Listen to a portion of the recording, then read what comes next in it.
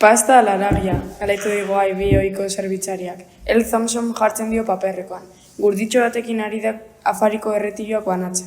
Pasta hautatu dugu Renatak eta biok, edateko ardo beltza. Dank bait. Ez diazu esan, zeri buruz den, zure novela hori, itan duiz Renatak maitresnak plastikozko pultsatik askatzen ari zelarik. Luzea da kontatzen. Horiz da ona.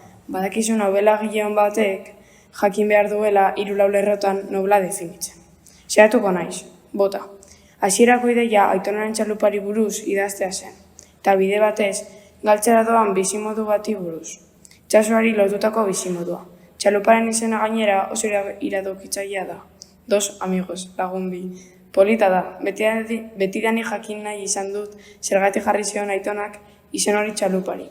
Aritu naiz bere balizko lagun hori norri izan ziteken aztertzen, baina gauza garbirik ez. 2 amigos, esklabontzia bezala? Esklabontzia, ez duzu ezagutzen? Esklabontzi bat da, garrantzitsua estatu batuetako historia. Gainera, mamia du kontuak.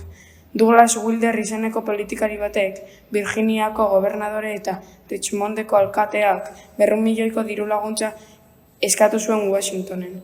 US National Slavery Museum izeneko esklabotzaren museoa eraikitzeko. Eraikina esanguratsua izango zen, Louvreko piramidea izango zuen inspiraziotzat. Museoko gauzarik deigarriena 2 amigos esklabontziaren tamaino errealeko erreplika izango zen. Jendeak ikus esan nola bidaiatzen zuten esklaboek. Ze baldintzatan egiten zuten bidaia bata bestearen gainean toki txiki batean.